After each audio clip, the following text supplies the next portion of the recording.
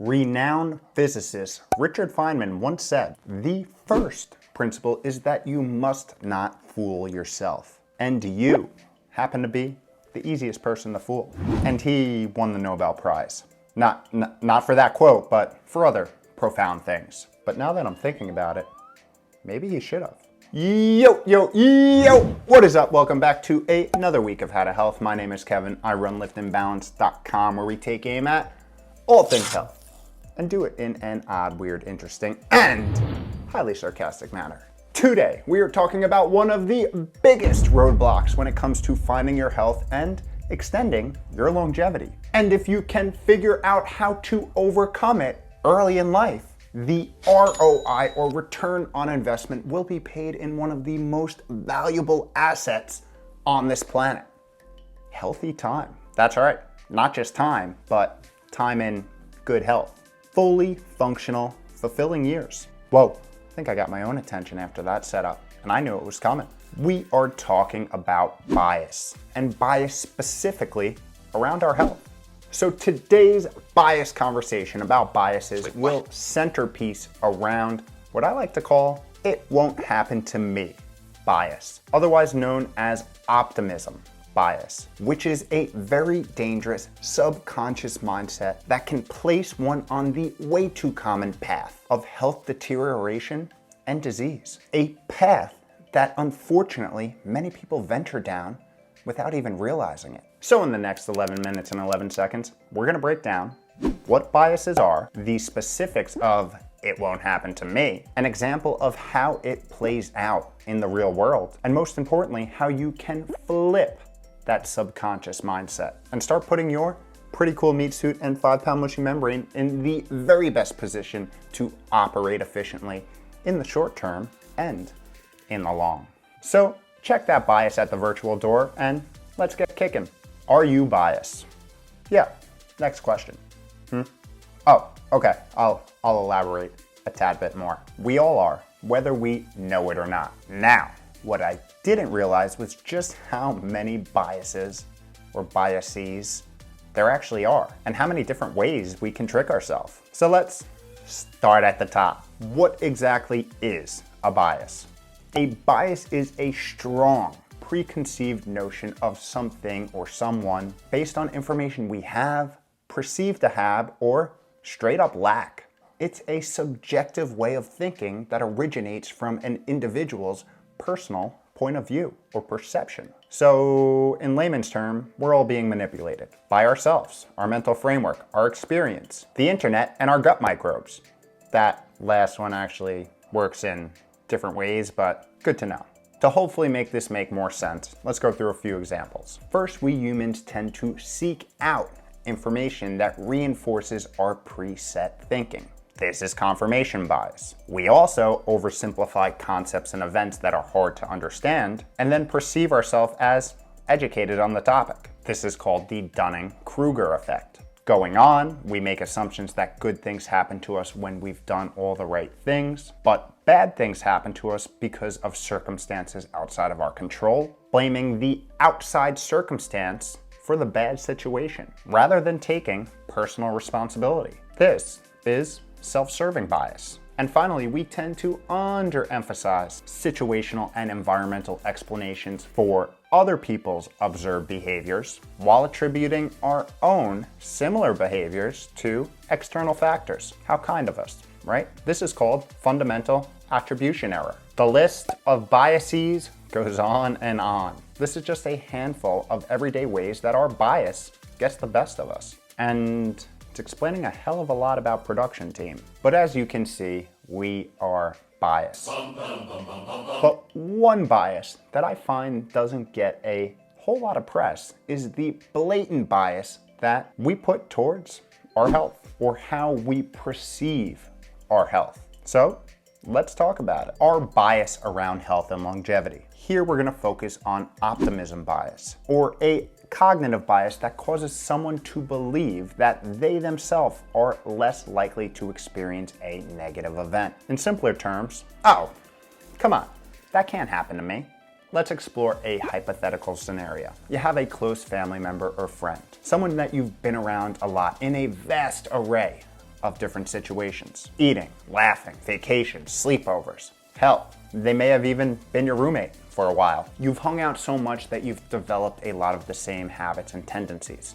This is very common in families. No wonder you get along so well. Fast forward 10 years and you are shocked to hear that that person got blindsided with a surprise diagnosis of a common cancer such as colon cancer. This compelling health event just turned your friend's life into a biological street fight, where their main focus is now on righting the ship and patching the holes before it sinks. And you, being the great friend and family member that you are there to support them every step of the way. But as you watch this situation unfold, do you begin to question your habits? Are you assessing your risk? Are you classifying this as an uncontrollable, unforeseen event that was simply unlucky and just going on with your life?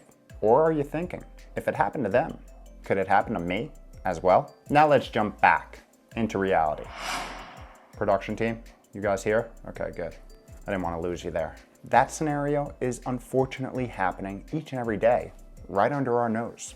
And chances are we all know someone who is fighting an uphill battle when it comes to their health, because it happens to be the majority of the population. 6 out of 10 US adults have one metabolic disease, and 4 out of 10 are dealing with 2 or more. Nearly 50% of the US population is obese, with around 70% being overweight. And 88% of the adult population is predicted to have some sort of metabolic dysfunction, much of it undiagnosed. 25% of the deaths each year in the US come from cancer, and another 25% come from cardiovascular disease. The average lifespan sits around 80 years, but the years people are truly healthy and disease-free, something known as health span, is a mere 66.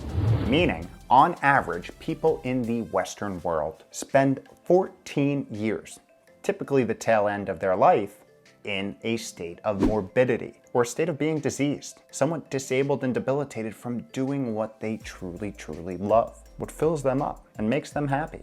Tell them, Chris. Let me hear you say, that ain't right. That ain't right.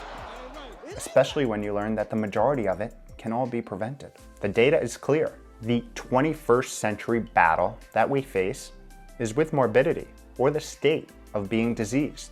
And this opponent happens to be very, very sneaky. I am very, very sneaky, sir. Slowly accumulating over time as suboptimal lifestyle habits and environmental factors feed into it, year by year, decade by decade, until, well, surprise diagnosis. I bring all this up because the numbers indicate that this is the fate for the average human walking this beautiful floating rock. I fear you're underestimating the sneakiness, sir. So why the hell aren't we training? Why aren't we putting ourselves in the position to defy all these odds? Why aren't, It's because it won't happen to me yeah, thanks for the reminder. We trick ourselves into believing that we can get away with it, into believing that we're built different. And the debilitating health conditions that are plaguing the Western world won't be able to pierce our bias-roughened skin, all as the onset of disease continues to creep younger and younger. We express our sorrow and support to our neighbor, friend, family, coworker, yet fail to assess our own risk accurately. And one of the reasons I'm making this video is because this was me. And as I watched loved one after loved one fall victim to surprise diagnoses, it became clear it can happen. And unless you're actively practicing prevention, it probably will. Adversity doesn't follow a schedule, and it certainly doesn't care about where you are in life.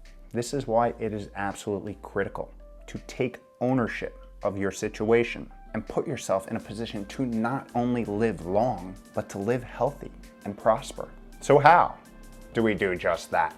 Step number 1 is realizing and accepting that your bias in fact exists. That in many circumstances, we tend to create excuses to justify why we're constantly eating processed junk, not exercising, all over the place with sleep, staying inside all day, and putting our overall health on the back burner. And if we do not build the skill to consistently ask ourselves in situations of what biases we may be predisposed to, we're just gonna end up living in our own fairy tale world, like production team.